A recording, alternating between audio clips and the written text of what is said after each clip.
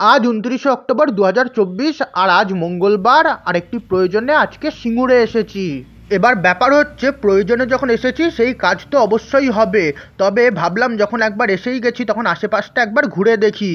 ম্যাপে সার্চ করে দেখলাম পাশেই বন বিশালক্ষীর মন্দির রয়েছে, তাই একবার এখানে চলে এলাম। ভাবলাম আশেপাশের এরিয়াটা একটু ঘুরে দেখি, আর যা কিছু আজকে দেখবো আপনাদের সঙ্গে ভাবলাম শেয়ার করে নিই। আর এখানে এই বন বিশালক্ষীর মন্দির দেখে মনে হচ্ছে বেশ ভালোই প্রাচীন মন্দির। মন্দিরের কিন্তু প্রায় ভগ্নপ্রায় অবস্থা, আর তার সঙ্গে কিন্তু দেখতে পাচ্ছি মন্দিরের গায়ে কিন্তু খুব সুন্দর টেরাকোটার কাজ রয়েছে।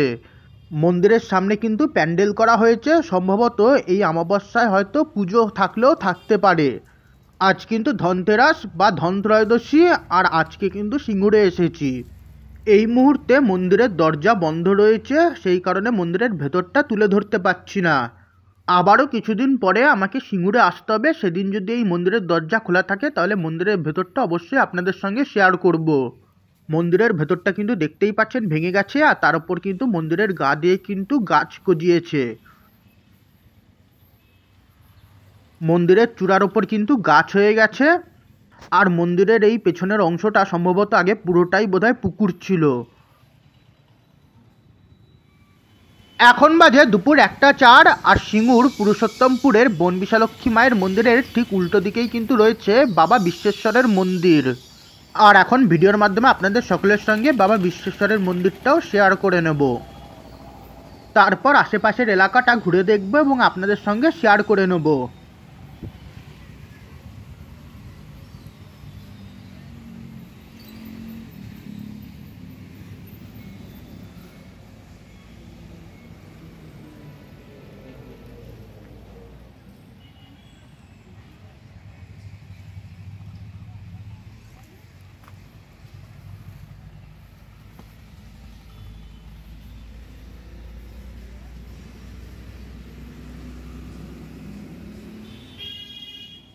মন্দিরের ওপরে কিন্তু লেখা রয়েছে বাবা বিশ্বেশ্বরের মন্দির, পুরুষোত্তমপুর বন বিশালক্ষী মন্দিরের ঠিক উল্টো দিকেই কিন্তু এই মন্দিরটা।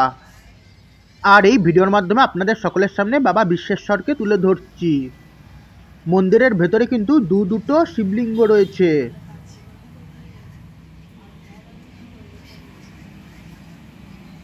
আর এই আমি সিঙ্গুর পুরুষোত্তমপুরের বিশ্বেশ্বর মন্দিরের বেশ কিছু ছবি তুলে নিলাম। দুপুর 1:23 বাজে, আর এটা সিঙ্গুরের সৎসঙ্গ বিহার আশ্রম। জানি না এখন ভেতর খোলা আছে কিনা, তাই বাইরে থেকেই একটা ছবি তুললাম। এখন বাজে দুপুর 1:27, আর এখন যাচ্ছিলাম সিঙ্গুরের ডাকাতকালী মন্দিরের উদ্দেশ্যে। আর ডাকাতকালী মন্দিরের উদ্দেশ্যে যেতে গিয়ে চোখে পড়লো মা সন্তোষীর এই মন্দির। মন্দিরের এদিকে একটি তুলসী মন্দির রয়েছে, আর এখন মন্দিরের ভেতরে আমি প্রবেশ করছি এবং আপনাদের সকলের সঙ্গে মন্দিরের ভেতরটা শেয়ার করে নিচ্ছি এবং আপনাদের সকলের সামনে মা সন্তোষীকে তুলে ধরছি। আর এই শ্রী শ্রী সন্তোষী মাতার মন্দির স্থাপিত বাংলা 1386।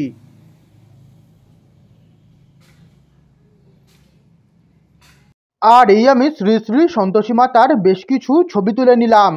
এখন বাজে দুপুর 1:30, আর এখন চলে এসেছি ডাকাতকালী মন্দিরে।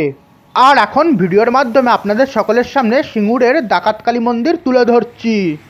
আগামীকাল ভূত চতুর্দশী এবং পরশুদিনকে কালী পূজা। আর কালী পূজার আগে আমি এখন চলে এসেছি সিঙ্গুরের ডাকাতকালী মন্দিরে। আর এখন ভিডিওর মাধ্যমে আপনাদের সকলের সঙ্গে মন্দিরের ভেতরটা শেয়ার করে নিচ্ছি। আর এই সিঙ্গুরের ডাকাতকালী মন্দির।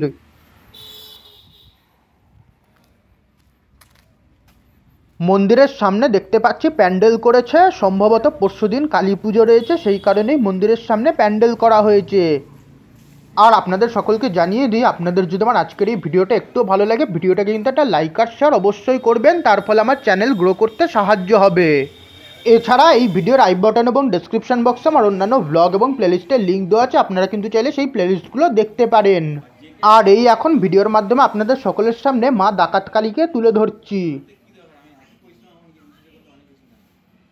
আর এই আমি সিঙ্গুরের ডাকাতকালী মন্দিরের মা কালীর বেশ কিছু ছবি তুলে নিলাম, যে ছবিগুলো আপনাদের সকলের সঙ্গে এই ভিডিওর মাধ্যমে শেয়ার করে নিচ্ছি। এই কিন্তু ব্যানারের মধ্যে কিন্তু সমস্ত ডিটেলস দেওয়া রয়েছে। আর এই আমি ভিডিওর মাধ্যমে আপনাদের সকলের সঙ্গে ডাকাতকালী মন্দির শেয়ার করলাম। আর এই গেটের মধ্যে কিন্তু খুব সুন্দর কাজ করা রয়েছে, রামায়ণের বিভিন্ন দৃশ্য এখানে তুলে ধরা হয়েছে। আর রাস্তার ঠিক ওপারে কিন্তু শিব মন্দির রয়েছে। দুপুর 1:33 বাজে ডাকাত কালী মন্দিরের ছবি তুলে নিলাম। আর এই এখন ভিডিওর মাধ্যমে আপনাদের সকলের সামনে পাশের শিব মন্দির তুলে ধরছি। আর পাশে কিন্তু দেখতে পাচ্ছি একটি পঞ্চমুখী হনুমানের মূর্তিও কিন্তু রয়েছে।